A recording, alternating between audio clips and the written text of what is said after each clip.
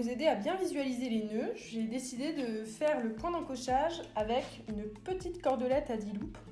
Bon, bien entendu, vous, comme outil, vous avez besoin d'un fil à point d'encochage et d'un briquet. Le fil est assez long, vous allez voir, parce qu'il y a pas mal de tours à réaliser. Alors, on commence par faire une boucle et à positionner ses doigts et à bloquer la boucle là où on veut que le point d'encochage commence. Donc, il y a un petit bord ici. Et on va réaliser au moins 5 tours. Moi, je vous conseille d'en faire au moins 7-8. Voilà.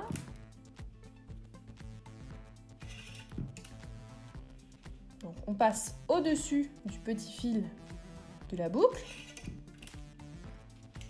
Donc là, je vais en faire que 5 parce que vu l'épaisseur de la cordelette, après, ça risque d'être compliqué. Donc, on maintient bien les tours sur la corde avec le doigt.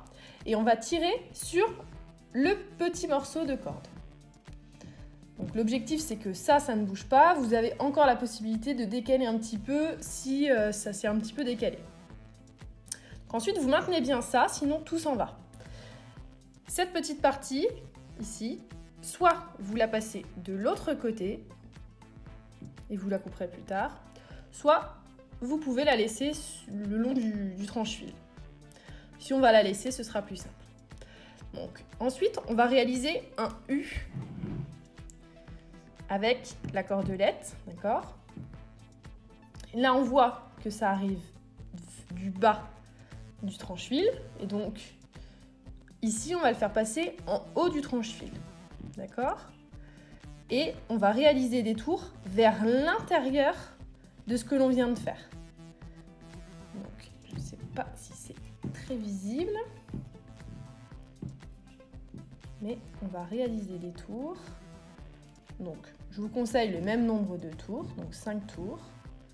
Je vais serrer après, vous allez mieux voir.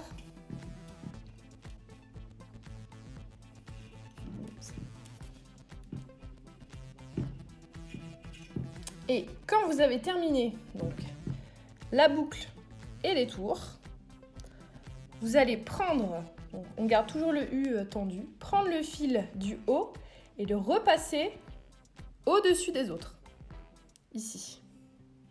Et ensuite, on va recontinuer avec la corde du départ à tourner comme si on terminait en tranche-fil, en fait. Hop. Et là, on se retrouve avec une boucle et un fil ici au milieu. Et donc, on va attraper le fil qu'on va tirer pour bloquer le point d'encochage.